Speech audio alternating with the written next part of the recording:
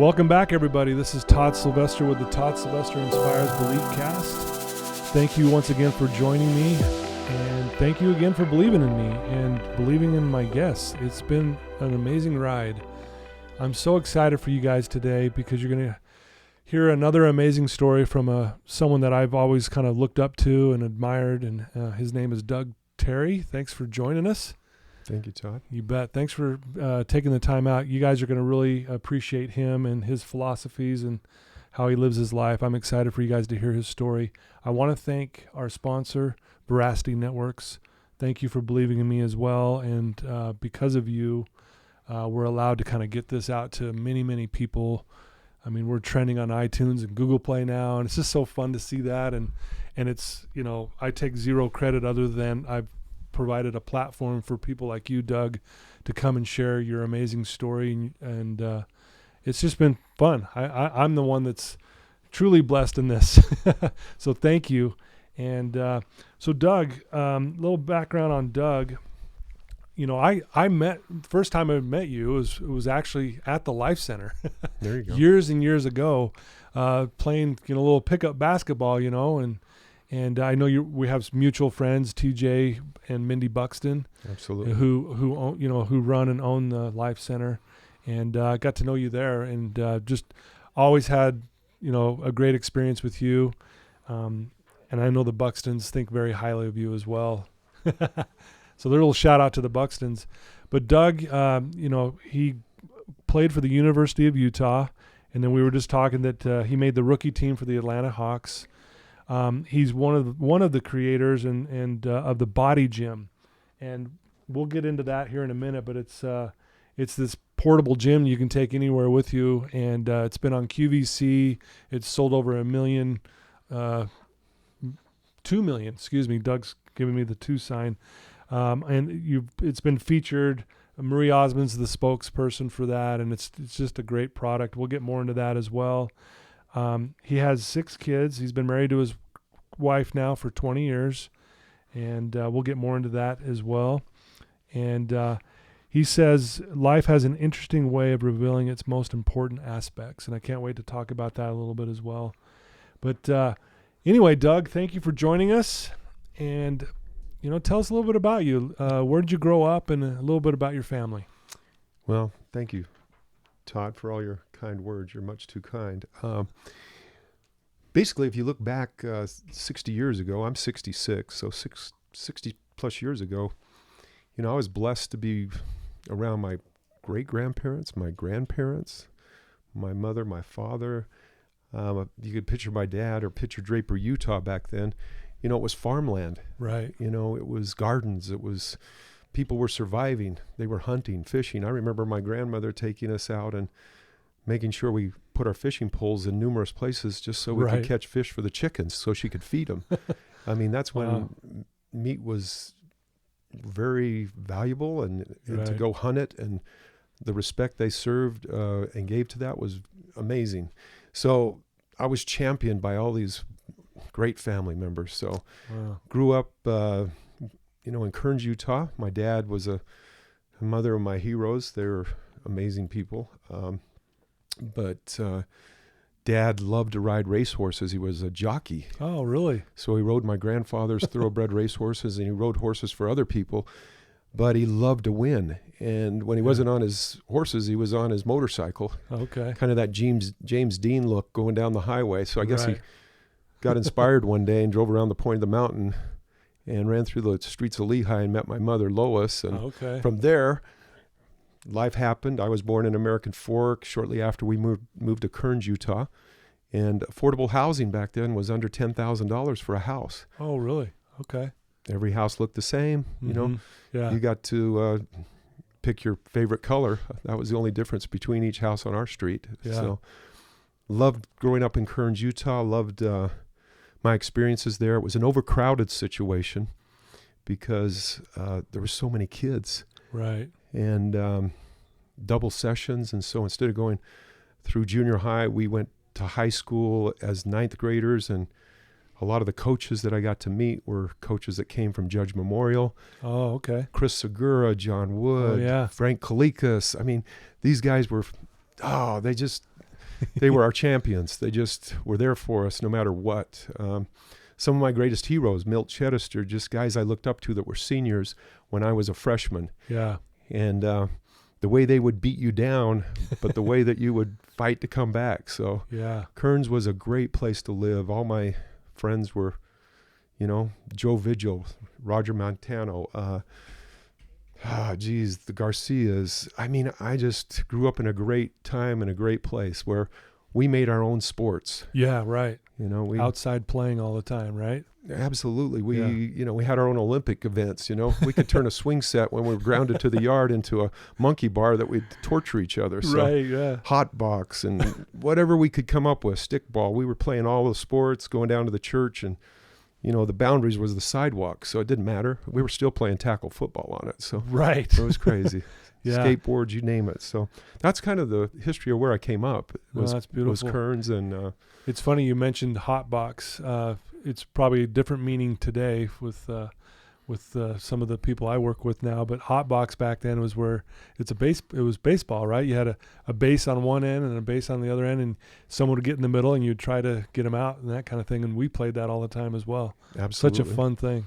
Over the line. I mean, every conceivable baseball game, tennis. Yeah. You played everything. Yeah. We figured out how to get along with the janitor whose son would let us into the church, and then we had secret ways to get into the rec centers and different places so we could shoot hoops and all those kind of things. If not, we were outside. So it was a great life growing up So, growing up with your family and obviously all these people around you, what were some of the lessons that you can remember that just really made a humongous impact on your life?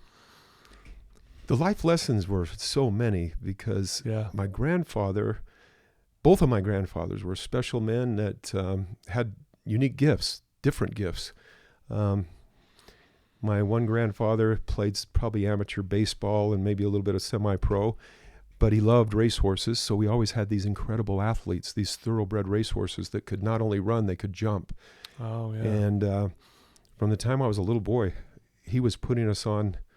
I mean, I remember being only 5 years old, and I'm on the saddle of riding horses and exercising horses and leading horses. And fear of those big, athletic, beautiful animals was like you had to get over it quick because that was one of the life lessons you kind of got to know. Sure, yeah. But to get back to your question, it was just interesting to go through that process of hard work because my grandfather had emphysema in his lungs, and he couldn't put a garden in. He couldn't put a post hole in. And he was a heavy smoker. He worked in the mines. So I got to be his guy, Right. But it was all about being his guy was getting work done.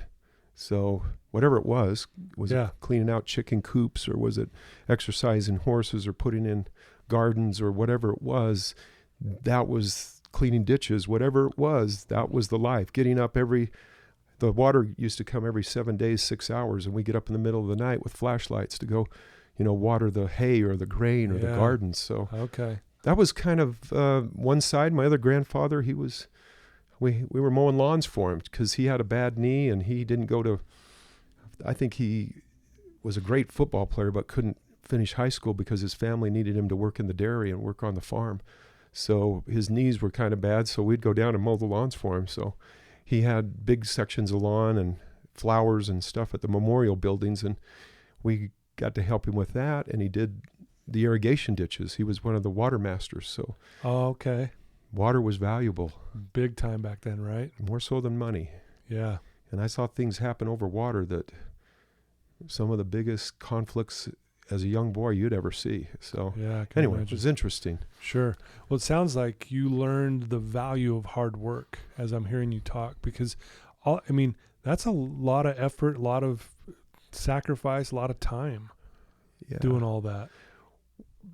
I wish I could say yes to that, but I would rather run. I wish they could have taught us school when we were walking or jogging or running, because to go to school and sit was torture. Torture. I tell some of the young people now that, sitting is the new smoking.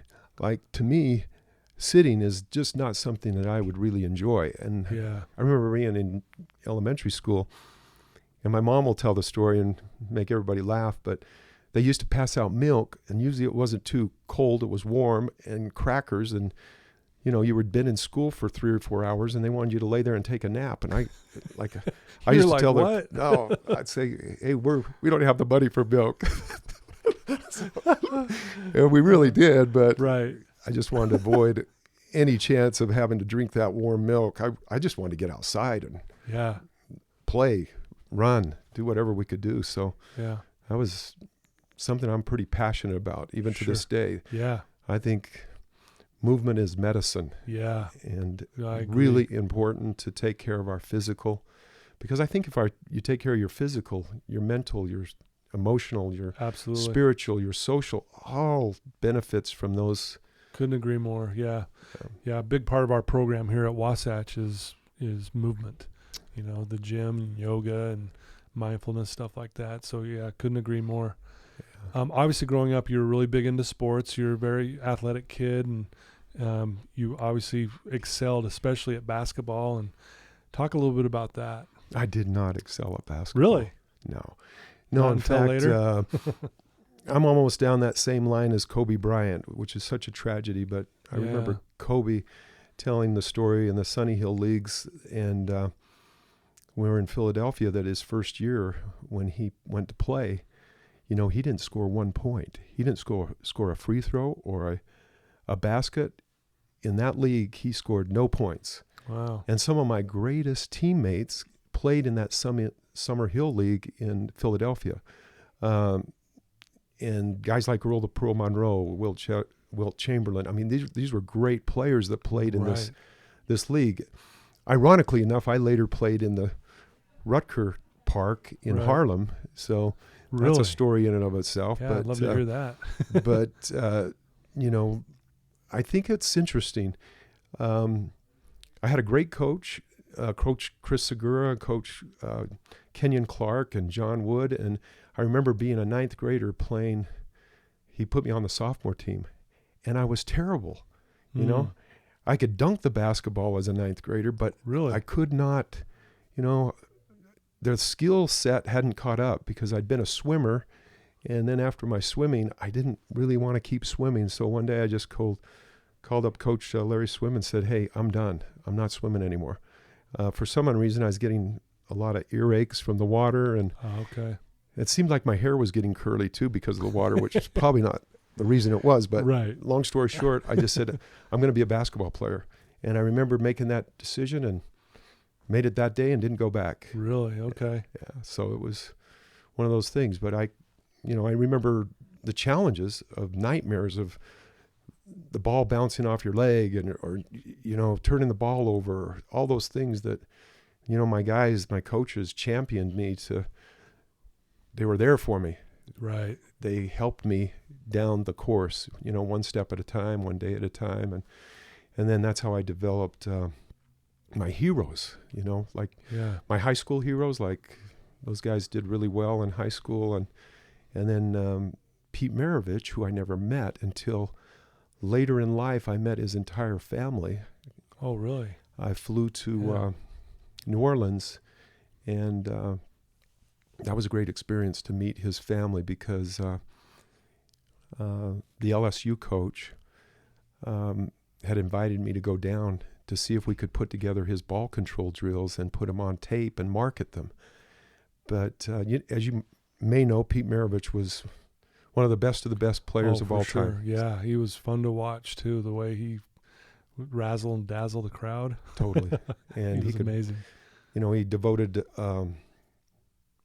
he was just an amazing story. And I couldn't even afford his videos, but I wrote all his ball control drills and everything down on cardboard. And then I'd do his jump ropes and his exercises and ball control drills and shooting drills and passing drills. And so that was, a life growing up that every day, you need to devote about 45 minutes to that process. Yeah. And so Pete Maravich was there, and Rick Mount, who was one of the great, he played at Purdue, and he actually scored more points than Pete Maravich.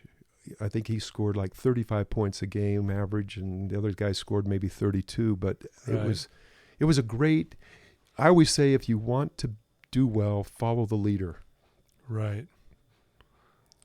And so if you can establish who those leaders are, then you emulate what they are doing or do. And I didn't like to be I always worried about being a pioneer, because if you go down your own course that's a pioneer, I always picture those guys with arrows through their body going, right. Those guys are dead, but the leaders are still moving along, doing well. So doing their thing, it was ironic that Pete Maravich ended up playing for the Utah Jazz. And so, I got to meet Pete Maravich, but his family was amazing. Some of his sons were really good players as well. So, all my coaches that, I've been blessed to have in my life, great experience. Coach Foster, that came from back east, that had his own basketball camps. Coach Jerry Pym, Rick Majerus, I even got to know really well. Yeah, so I did the Pym camps growing up. Oh, good. Yeah, I went to several of those growing up. Yeah, I love those. Look forward to them every year. Yeah, and all the assistant coaches like Gimbelstoff and Jim Marsh and Lou Getz. I mean, it's really Coach Majerus and Jeff Judkins that kind of came to me one day, and we were doing some things with some of the young players, and that's how I really started the process of developing the BodyGym, to be honest with you. Really? Well, yeah, tell us a little bit about that, because this product's remarkable. Like you said, it's sold over 2 million of them. I actually have one myself.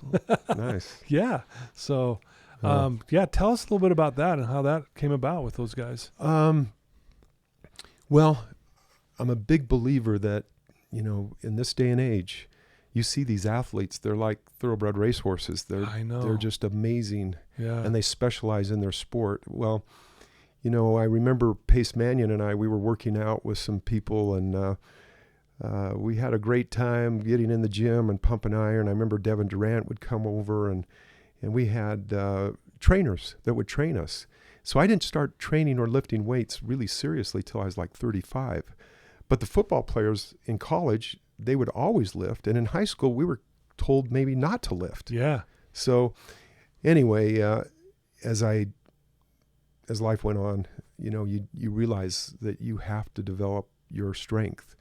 And Michael Jordan's a great example. Kobe Bryant, all those guys, they get up early, 4 a.m., 5 a.m., they do their training. Yep. Mike Doliak, he'd get up at 5 a.m. when he played with the Miami Heat. And for some unknown reason, he would invite me to be his partner for 2 years. And so we would train at 5 a.m. over at the Life Center. Oh, really? So we used bands, but we used weights. And I just found that in my business career, I was with David Neeleman and the Morris family, and I was part of the Morris Air Group. So I was always traveling. So we opened 27 cities in 5 years, and I was the vice president of sales and marketing. So the BodyGym was the way I stayed fit, so I could come back and play with my sons, play with college and pro athletes, because it was a way, if I took my jumped rope for 20, 30 minutes, and then I did all my body parts with BodyGym, including the stretching, it was a way to get strong. Right.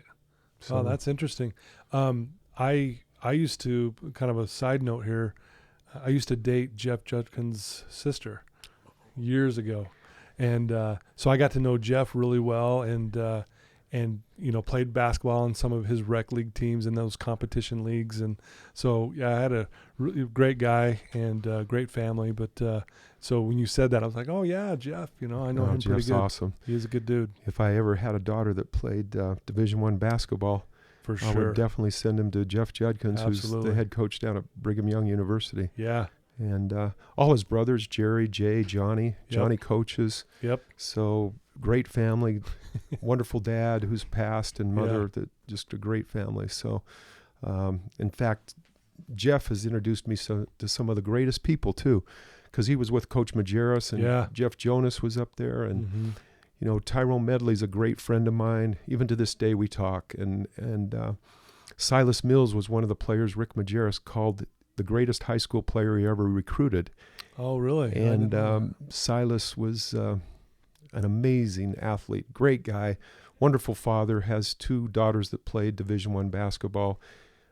Silas and his wife, Nicole. I'm actually their godfather to Oh, those right. two That's girls, awesome. Dominique and Monique. But interesting story. Silas came to Utah, and things happened. He made some choices. He could have made better choices. And Rick graciously or ungraciously invited him to leave. And so Really? he left, and he ended up living with us for almost 2 years. Oh, okay. And he went over to Salt Lake Community College and took that program that was predicted to take probably 6th or 7th that year. He took him to like 3rd or 4th in the nation. Dang. So That's awesome. all of a sudden, Yeah. all those Division I coaches started calling us. Rick Pitino and Coach Majerus and all the coaches that, Yeah. had originally recruited him out of high school because he was a McDonald's All-American. Yeah. They basically wanted him to join them now because he got his associate degree and he made those life changes and made better choices, got his associate's degree. And that's so I neat. thank Jeff Judkins for that, because had I not been in the right place at the right time, we wouldn't have had that great experience with Silas, because my sons, Jared and Jordan and Chad and my daughter Jenna, we all grew up with Silas in the house, and Really? it was a great experience. And Yeah.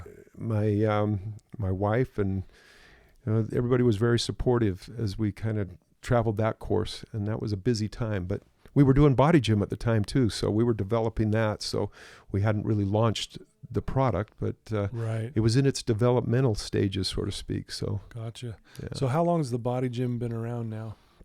Ironically, it's been around since 2003. Okay. It started with a different name and with a whole different life. Yeah. We went to HSN with it, and one of my associates that worked for me at Little America, because I was part of the Little America team before I went in the airline business, so I was in the hospitality business. Okay. Worked for Pearson Enterprises and had a great experience with Roger Hansen and Rick Pearson and all the great people that owned that organization, Howard Milne, Mon Pearson.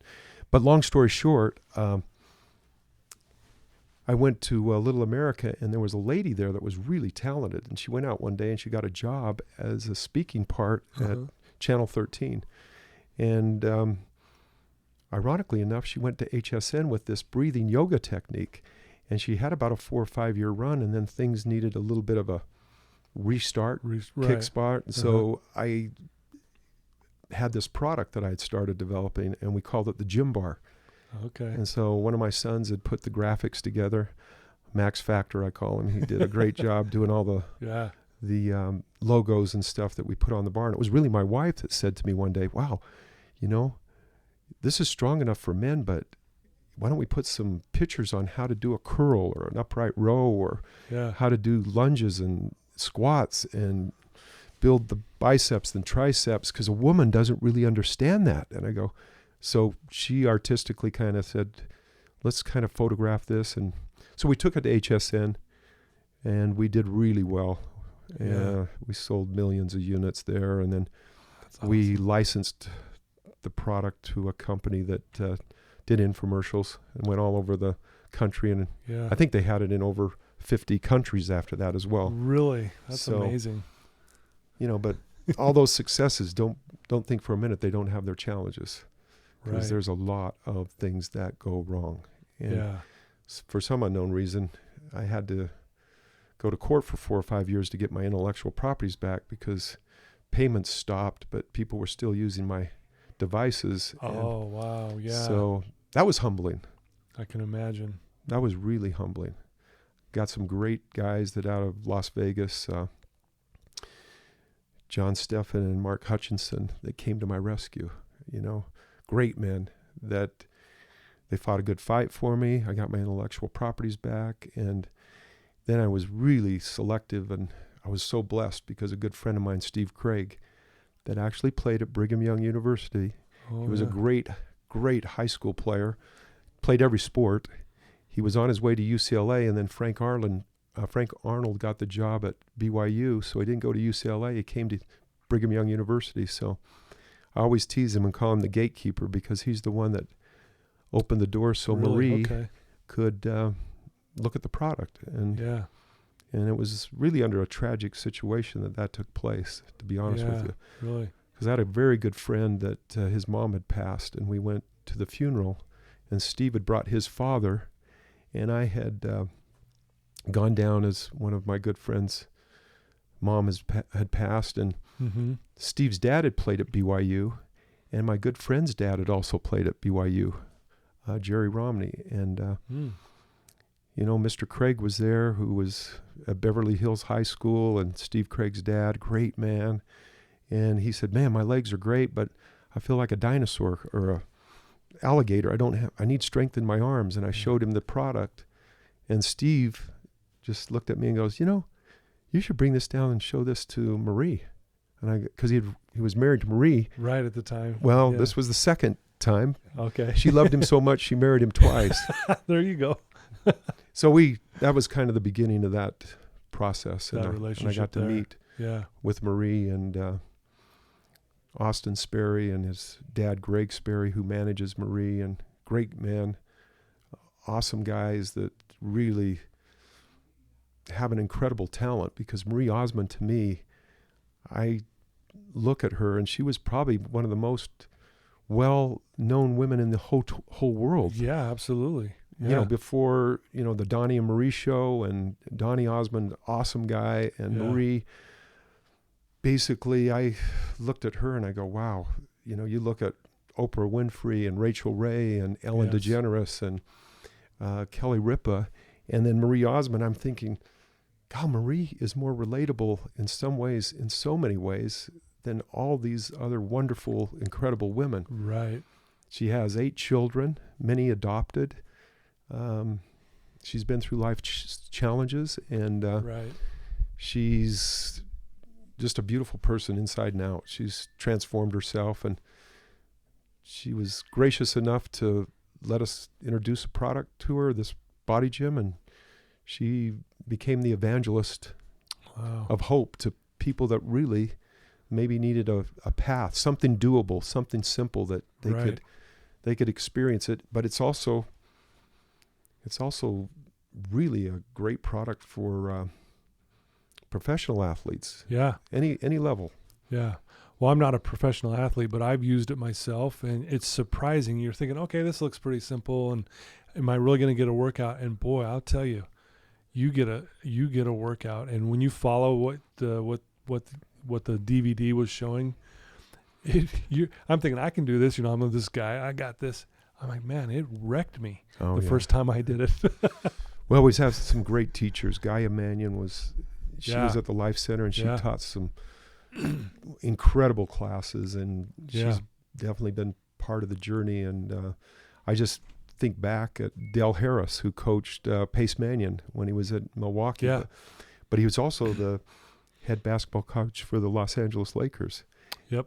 And when Dale and I kind of got back together, because he coached up at the University of Utah when I played there as a senior. Oh, I didn't know that. It was a crazy story, because Dale hadn't got something had happened with the Utah Stars, and he ended up coaching with Coach Pym. And I remember we laughed because he was making about $10,000 a year, and he was getting his real estate license. Yeah. And I was graduating, and we kind of said, hey, well, let's go out and buy some properties depending on how things work out after college.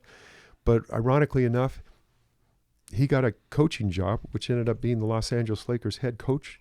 He was the head coach of the Los Angeles Lakers. Wow. And then I got drafted by the Atlanta Hawks. So we kind of parted, but we came back together. And later, Dell was so kind. We worked out with Yao Ming. He set that up. And Anthony Falzone was... I've always heard Yao Ming was such a great guy, like just a nice guy. Amazing guy. But when he had those bone spurs, he couldn't do any weight-bearing exercises. So actually, ironically, T.J. Buxton and I flew to Oakland, and we spent some time with Yao Ming and his trainer, who is paying a couple $100,000 a year. And I think for the most part, they fell in love with the product. They used it. But we found that women, bless their hearts, because the hand that rocks the cradle, to me, rules the world. I mean, when a woman can experience, like Marie experienced, she'll tell the story. She lost her 50 pounds or so with Nutrisystems, but she lost 2 dress sizes by using BodyGym. So Man. muscle takes a third of the place of fat, and she'd never done any weight bearing or resistance training. So, wow, we were really lucky. And I'd rather be lucky than good, because I feel very blessed and lucky to have Steve Craig, Marie Osmond, and that entire team, as part of our for sure deal that we launched back in June 14th of 2014. It's been a journey so far. Sure. And I think we're going back in sometime in April. We don't know. Really? Present. What's going on right now, right? We don't know. Yeah. This present situation has been pretty challenging, but we have a purchase order from QVC, and they want to reintroduce us again, and we're pretty excited about that. Well, especially what's going on now with everyone, having to be at home and things like that. I mean, what a great thing to have is this BodyGym, so you can just do your workout right there in your own home. Yeah. Yeah. For sure. I start the day with it. Yeah. And for anybody that's out there, before you get in the shower, if you're a busy mom, just work it in between whatever you got to do, because to me, the moms are the heroes right now. Yeah.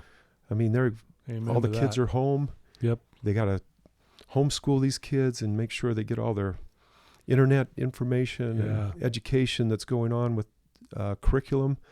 I'm just thinking, great way, stay away from crowds, people. The BodyGym goes where you go. It only weighs less than 2.5 pounds. Yeah. Does every body part. And mine's in my car right now. Awesome. Man, I love Seriously. you. I love you, Todd. Yeah.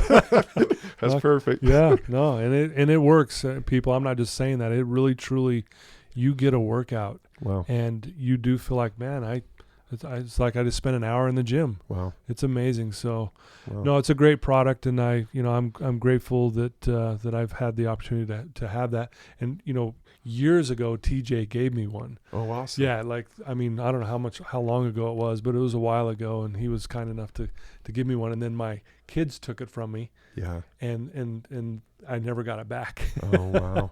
So, but I got my own. We need to now, get you a few. In fact, for all the good work you do, if there's some units you need for all of the young people that are here and people that are going through their life's challenges, we would love something like that. We got plenty to send your way. So yeah, that would be awesome, Doug. That would be incredible, because part of our program here at Wasatch Recovery is we take them to the gym every day. Can't do that anymore. Yeah. And so now they're like, and then when it's raining, when it's been that way, raining and snowing a little bit, they're stuck indoors. Now what are we gonna do?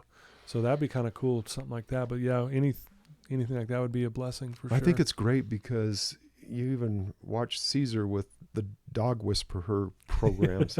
The first thing they do is exercise the animals. Exactly. And then train the owners on how to properly, guide these loved pets. Yeah. I say loved because a lot of people, they get unconditional love from their pets. And it's like, wow. Yeah. That's the one thing I'm hearing as these challenges are going on, is everybody's looking for a little unconditional love. Absolutely. Times are tight. Times are tough. Times are unknown, and it causes anxiety. And we need to reach out to those people that we might be sensing that they're having a tough time, and say, hey, how can we help? Is there anything you need? Well, and I'm glad you said that, Doug, because it's times like this that I think it's actually a blessing, in the sense for that very reason. Because I think it's gonna fuel more compassion with everyone. We're gonna be reaching out more. We're starting to realize what really does matter, and it's a good reminder. And I guess I'm speaking for myself, but it's been a good reminder for me what really actually matters the most in these tough times. And what I'm hearing from you, and seriously, I know why people love you. Oh, just no. I know you. I know you don't want to hear this, but you're gonna hear it anyways. But here you are, you're talking about all these connections you have. See, in my business, I say connection's the opposite of addiction. Mm. And when I hear you sharing some of these stories, and I know this is not even a third of them, all these amazing connections you have. But as I'm sitting here just listening to you and feeling your goodness, honestly, I see why people really gravitate towards you, because you're really good at connecting. And just you come across as very safe and authentic and genuine. And I just want to give you some props there. I'm feeling it right now as I'm sitting here, and I know our listeners are probably feeling this as well. Well, you're much too kind, and thank you for those kind words. Yeah. It's just the truth is what I'm feeling right now. And like you said, I mean, honestly, I'm just going to get really real with you right now. You know, we've been texting back and forth for a few weeks now, maybe even closer to a month, but just like when you're texting me and I don't know how to explain it, but the like, you don't even like say, yeah, I'll be there. It's like, you're like, hey, Todd, thanks for, and you pay me a compliment, and you share some, like, a quote with me. And I'm just like, man, who is this guy? This is amazing. So I just want to know, honestly, like, I think that's what we need more of in this world, is stuff like that. And like you just said it a minute ago, that unconditional love. I think we're all looking for that and striving to hopefully give that away to other people. Boy, it's an interesting deal, because in my hospitality experience, Yeah. I was blessed to be part of Earl Holdings' organization, but unconditional love is it's a major building stone to everything. And I always say that, you can have talent. Talent to me is a near perfect performance. Right. But it's like a multiplication factor. If you have somebody that's really talented, somebody's devoted a lot of time, energy, and thought to that talent, and they have devoted a lot of their passions to their talent, and they knew what their gifts were. Right. But they were brave enough and had enough courage to jump. Right. Because that jump, it's like jumping out of an airplane. At first, you do not have the parachute doesn't open right away. Right. And you never know for sure if it's going to. But, yeah. 99% of the time it's going to. But you don't know 100%. But just getting on that airplane and then knowing you're going to jump, right. That's a big move. And that relationship is the next factor, because no matter how talented people are, you have to have a relationship with them. Yeah. And I used to call it a relationship. Now I call it the right expectation, because if I truly know your talent, then I know what the right expectation is. It's like a team. Yeah. Develop your strengths, manage your weaknesses. Yeah. Generally, our strengths are our greatest weaknesses. I love that. And they sabotage us. Yeah. And if we're not aware of it, or we don't have a good friend or mentor or wife or family member that goes, "Whoa, hey," Yeah. TJ Buxton's been one of those guys. I remember walking in the gym, and T would pull me aside and go, "Hey, you're kind of being an a-hole today." Right. Because I got kids out on the court, and I'm encouraging them in my way to fill the lanes and block out. And, and these kids are like TJ's, they're just here to have fun. I says, well, I'm just trying to help, T. So, whatever I got to do. Right. But we've had some great battles over at the Life Center. Keith Van Horn's been there. Kelly Leonard, Mike Doliak, Britton Johnson. We've had all the TJ's been blessed to have all these super stars that come through this through the athletic club over there. So, when you get in the heat of battle, I love that, because at the end of the day, 99.9% of the time, every time you're patting each other on the back or the butt on your way out. Yeah. But, well, it's funny you say that. So it was a few years ago, obviously, but I'll never forget you.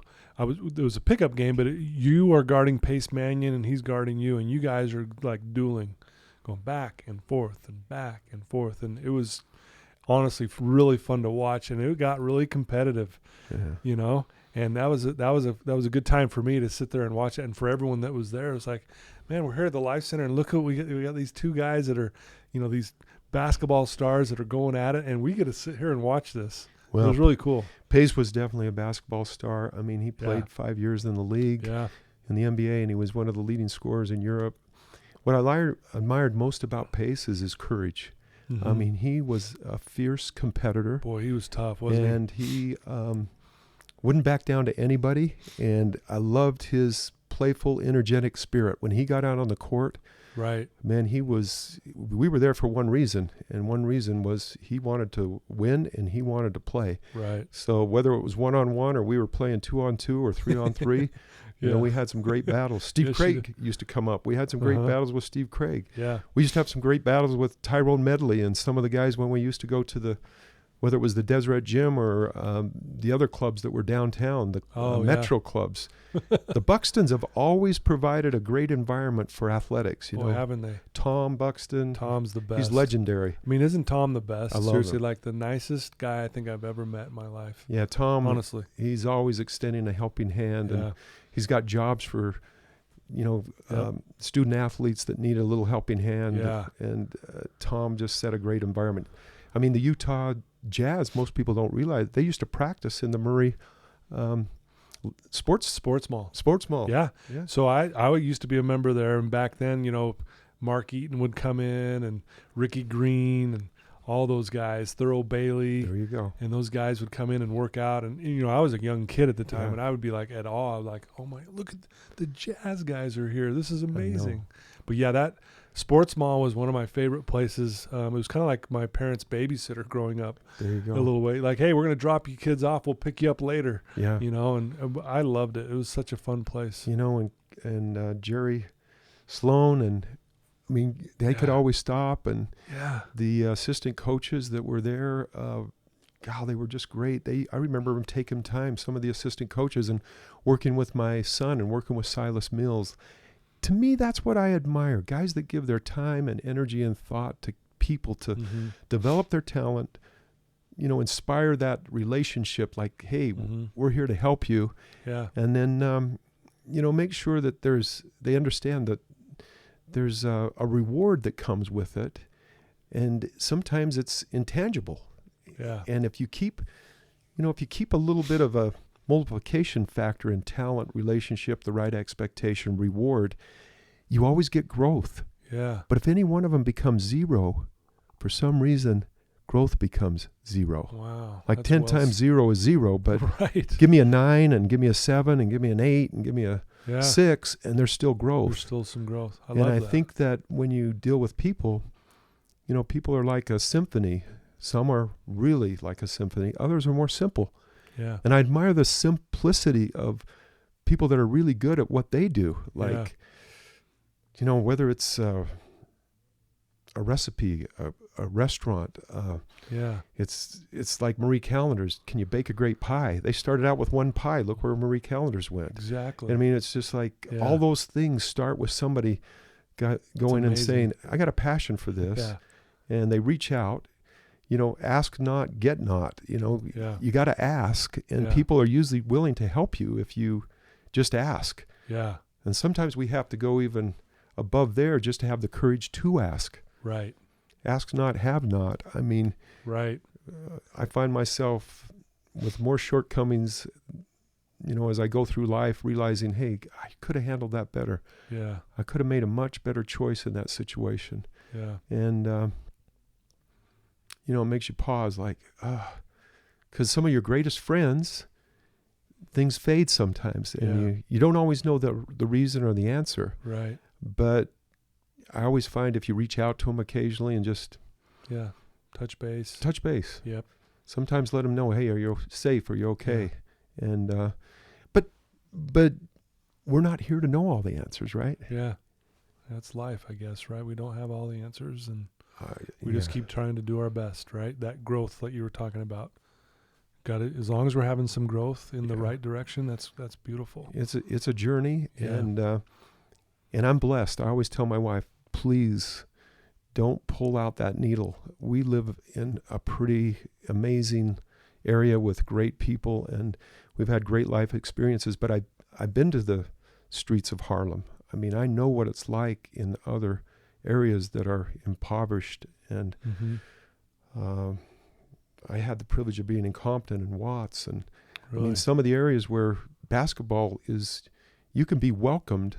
All you have to do is lace up your shoes and walk onto a court, and if you got a little bit of game, it's amazing how the camaraderie develops. Exactly. Yep, you gain some respect. Yep. Yeah. It's amazing. And even lately, TJ and I were on a playground in California, and we met a couple of guys from Atlanta, and we were like laughing and having just a great time. And we just met these guys. We were just going and playing a little pickup game and shooting some shots and playing some shooting games. But it's been a great life experience from that side because Julius Erving, I remember being with Julius Erving because Michael Sojourner, my teammate that is pictured in this picture right here, his brother was Willie Sojourner. And Willie played with the Virginia Squires. So that was the first team that Julius Erving played on. Wow. So we all got to know each other. That's awesome. And then when we were playing in the NIT championship in New York, you know, this guy right here that's sitting next to my side, I wish he was here. Yeah. Mike Sojourner, he was the most valuable player in the NIT, and we lost the game by, I think, 5 points. We had 4 sophomores starting, and Tyrone Medley was the senior, and Tyrone Medley had fouled out. And we had a few mishaps on the court right at the very end of the game, but if Ty not fouled out, I'm sure we would be wearing a ring instead of a watch. Yeah, right. Here's your watch. You're like, oh, man. But isn't it ironic That's funny. that after we played that game, and we played in Madison Square Garden, I think we were there almost 3 weeks. It's back when all the games were played in the same. It was played in Madison Square Garden. I mean, literally you'd go home after, and my mom was there one time, and I remember she goes, "Wow, you smell like a cigar." But people were smoking cigars, and it was a whole, it was a mystical experience to be there. Right. And Tyrone Medley and I were roommates. So Ty was a senior, and I was a sophomore, and we had a great time. I mean, Coach Foster was there, and Coach Foster later left that year and got the Duke job at Duke University. Oh, wow. So we lost the coaching staff, but, then Coach Pym came along. But then Michael Sojourner got drafted by the Atlanta Hawks. Really?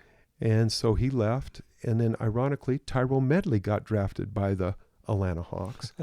And ironically, my hero, Pete Maravich, he was drafted first round by the Atlanta Hawks. And since he was my hero since I was a grade school, kind of junior high school, I got drafted by the Atlanta Hawks. Man. Now, I got drafted 124th overall, 9th round, but Pete was number 1. But still, I was like... Hey, you got drafted. Not many people can say that. Well, right? It was a joy to make the rookie team, and that was exciting because sitting in that room in Atlanta with the humidity almost as high as the heat. Yeah. And you were sitting in those little desks, with the deal still attached. Sometimes I'll never forget the excitement when my name was called out. Because I was drafted 9th round, and there was a guard that was a 7th round 2 guard and a 5th round, and they kept me. And I thought, wow, this is awesome. Yeah. I mean, anyway, it was never about anything more than you loved to play the game. Yeah. And that was exciting. Yeah. So. I think that's great what you said there, because when we dread something, our energy's low, we don't perform well, right? When you love something, it's like the energy's flowing through you, man. It's just, and like you said, you just, because you love it so much, that's why honestly, it's why you're so good at it, because of the love. Does that make sense? Yeah, you make a good point. A very good point. Because, like an example, I've been really hitting this hard this week with my clients. I have some younger clients that I'm working with. A lot of them hate going to school. They hate school. I'm like, well, why do you have to hate it? And I said, what if you actually just said, I'm going to start loving it, and watch what happens, just by saying, I love it, and you will see a miracle unfold. What will happen is you'll start doing better, you'll perform better. And you'll, the whether you want to call it the universe, the spirit, light, love, energy, all of it, it's all the same to me. It'll flow through you in a way that you will be so surprised, and it'll spill over into every area of your life. Right. And so to hear you say that, I couldn't agree more. It's that love, and that's what it comes down to. And I know it sounds like almost kind of a little corny and cheesy, but it's the truth. Not really. Those were great words of inspiration you just shared, Todd. And I'm glad you touched on it, because it makes me think of some of the tragedies in this world, like the Nazi concentration camps. Right, yeah. Man's search for meaning. I mean, is there a worse adversity than being separated from your sweetheart, your kids, as you're coming off I mean, some of the people that found happiness were the guys that played classic guitar but didn't have a guitar. Didn't have a guitar. Or played the piano. Exactly. Or played 18 holes of golf every day, but they were on a golf course. Yeah. And I'm going to tell you, what you touched on was, I was not a good player. I mean, I loved to run, and I loved. I can remember being at the University of Utah one time. I was up in the Gym 109, and I remember seeing Kenny Gardner and Mike Newland and Spoon Mahler. I mean, I'm a kid, and I'm going, there's no way in the world I could ever be this big. I could never play for this kind of. I couldn't play at the university. These guys are men. These guys. This is crazy. Right. But I realized that the mind is so powerful. Yeah. So Coach Foster was one of the great coaches that mentored me in teaching me self-hypnosis. Oh, okay. And then Coach Del Harris taught me autogenic training. And then some of the great physical therapists actually put really comfortable chairs in, and we did psycho-cybernetics. And I've got that book right there, Maxwell Maltz. It's one of my favorite all-time books. One of mine as well.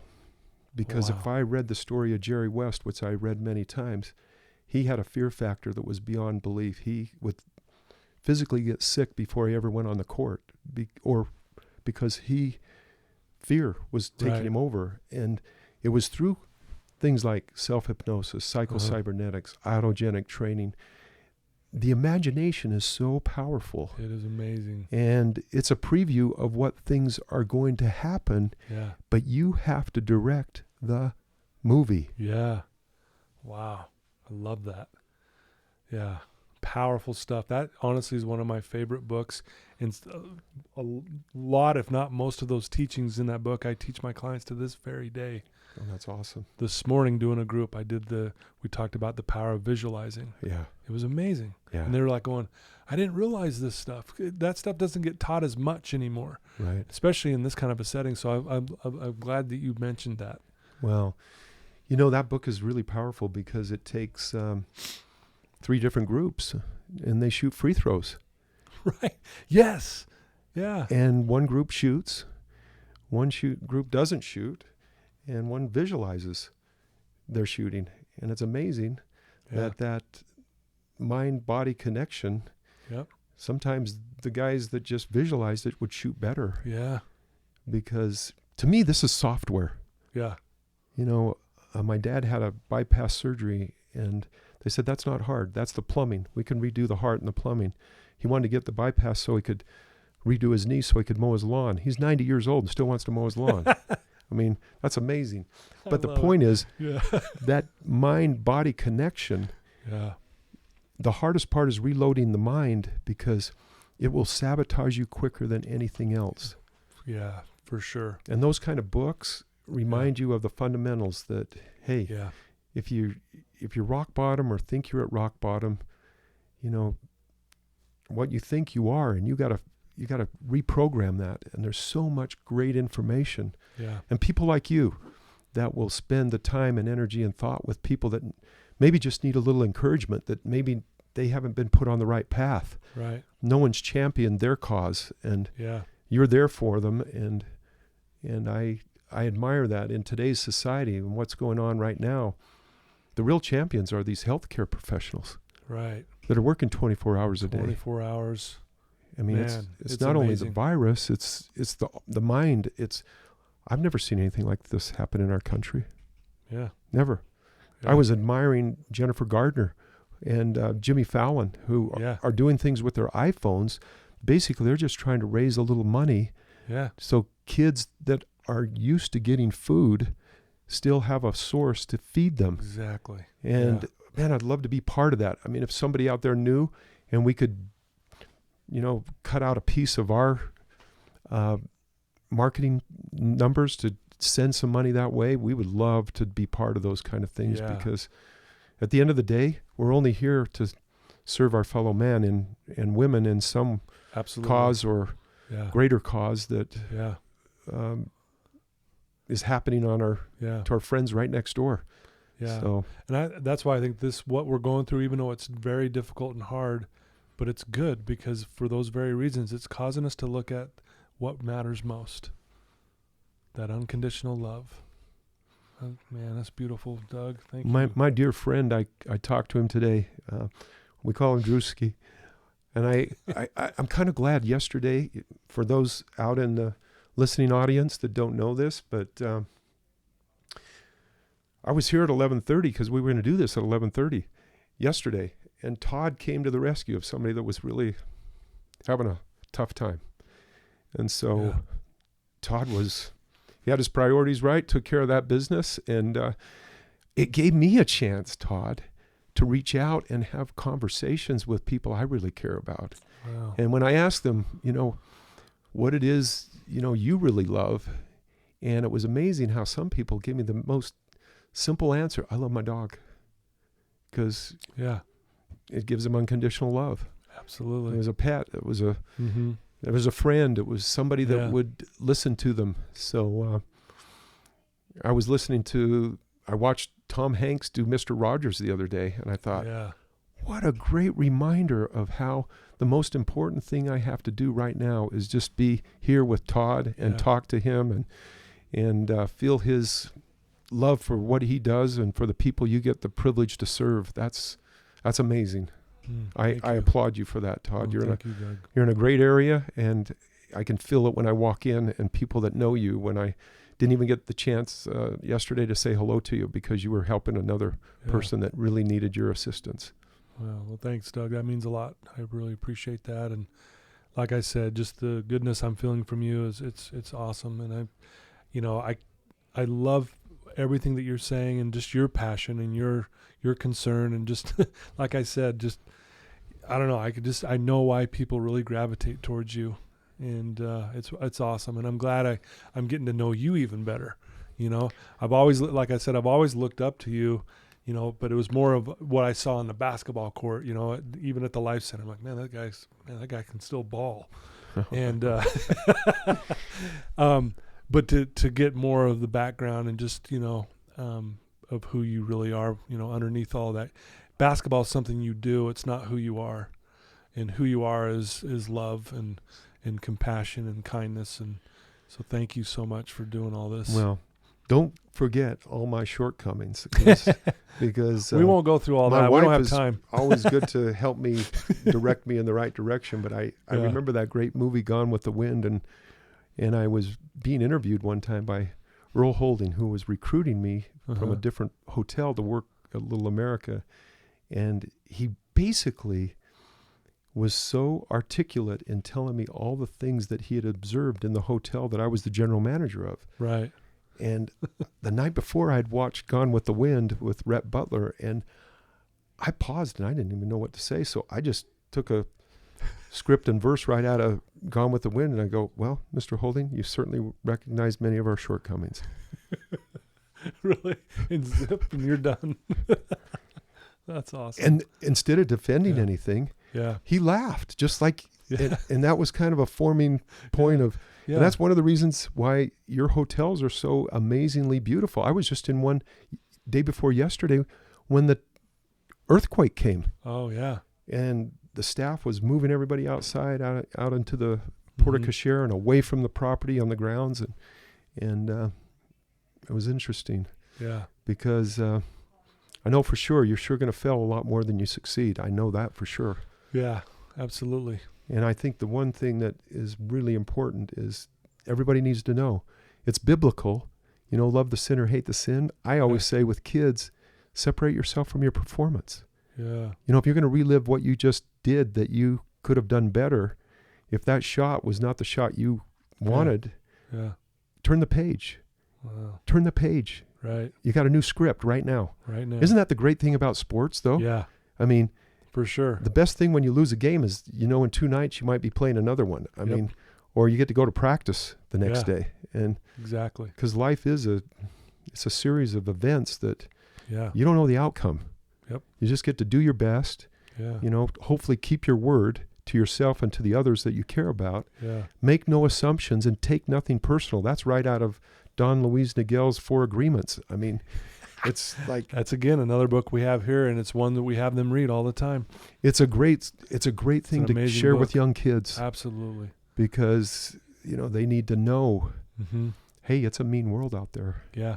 And people are going to say things unconsciously and consciously that sometimes are very hurtful. Right.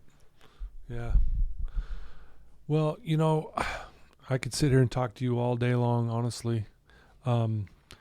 What could you just maybe in kind of closing here, a couple things. One, if someone's listening to this right now who's struggling, I know you've been through a lot in your life, and you've, like you said, you've had your ups and your downs, and with all this stuff, you've gained wisdom and things like that. What advice could you give someone right now who maybe just feels, scared and anxious of what's going on in the world, or, with other battles they might be going through? What's some advice you could give them? Wow, Mitch Morris said this to me one day. Success has 1,000 parents, and failure's but an orphan. So Wow. if I were someone, they know, and someone around them knows that they probably there's an opportunity. Problems, challenges create opportunities. And get connected with the right people. Yeah. Because the right people, you're a product of being around the right people. Yeah. And I can say this, that I'm blessed to be around great people. I love people that will just be there for me, give me their time, their energy, their thoughts. And the ones that won't, if they're too busy, but listening to your conversations today, here you are, you're right here between the two canyons, right here in Cottonwood Heights. Yeah. And, I mean, you're a great, safe place for people to come, but, they probably have their churches, their clergy, their family. Don't stay isolated. Yeah. Be out there, be out in front. If you got something, share it with somebody. Yeah. And there's some good in people. They'll extend a helping hand for sure. People want to help. People want to help. And I would say this, your mind, imagine things in a better way, because the course we set, even though it appears rocky, we don't know what's around the next turn, but, it doesn't know the difference between that tragic soapbox you play out in your head versus, hey, I'm going to separate myself from my performance. I'm going to get up. I'm going to do what I got to do. To me, it's just as simple as Denzel Washington's show. I love watching that. My wife gets so upset with me sometimes because I rewatch his show, and Mark Twain has a great quote right at the beginning of that movie. And you probably know it. The two most important days of your life, the day you were born and the day you find out why. Yeah. And Denzel does a beautiful job, because every morning he makes his bed. The sink is clean. He does the simple things that just gets his motor going. Exactly. Cleans himself, he's going out. Yeah. And he's working, I think, somewhere kind of like a Home Depot. Yeah. And he just senses when he's in a coffee shop, if somebody's having trouble, he spends a moment with them. I'm going to spend a moment with them. And people just need that. Yeah. I always say charity, the true love of Christ, is really listening. Yeah. Hearing someone out. I couldn't agree more. People just want to be heard. And sometimes psychotherapy, and I'm not a therapist, but sometimes it's really nice. Like Crocodile Dundee says, be nice. Just, don't you have a friend? Because talking clarifies your own thinking, and it helps you understand, because you're thinking how many times faster than you're talking. And sometimes you got to hear yourself and hear the words to know what is going on. And then someone like you, Todd, can say, hey, let me give you psycho-cybernetics. Let me give you the 4 agreements. Let me give you some resources. Yeah. Man's Search for Meaning. Got that too. Yeah. It's amazing. There was another one that they did that was really fascinating as well. But those are baby steps that, basically that's the road. Yeah. The way is not difficult. Yeah. But difficult is the way. Yeah. And we sometimes self-sabotage that, and we got to think above it at times and figure out, okay, I need help here. I'm on my knees. Yeah. I'm going to be inspired to talk to somebody or whatever, but it's tough times out there. And greatest accolades to you and all the health professionals that are working so hard, and the moms that are back with kids, and dads, absolutely.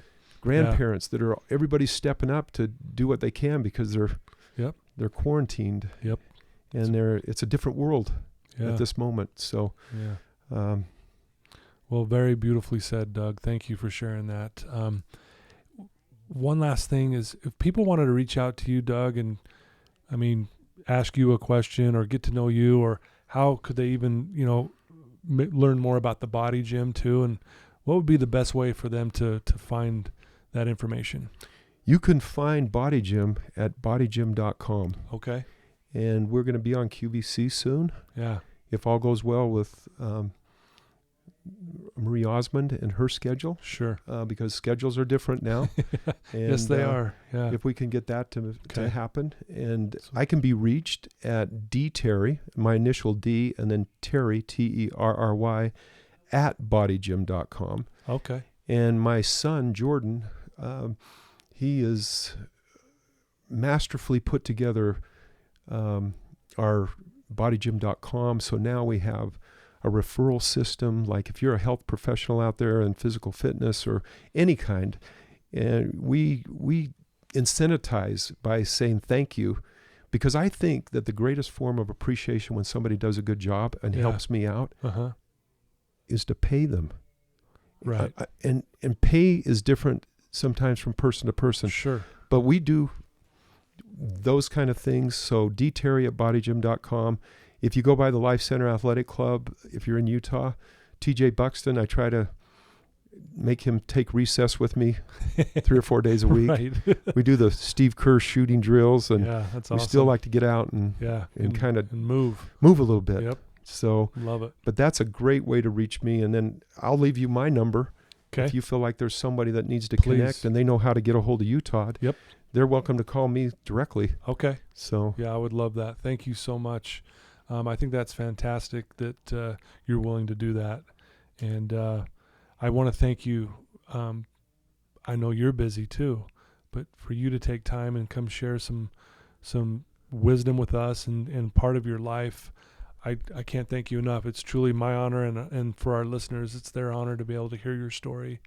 And I don't know, I just want you to know how much I appreciate you. Hey, Todd, thank you. That's you're much too kind. Thank you so much. Anything we can do to help and support you and your efforts and the good you do, we would love to get behind it. So. Okay, well, thank you. Yeah. Well, there you go, listeners. I told you this is going to be another amazing story. Doug's an amazing person, and he gave some great advice for all of us.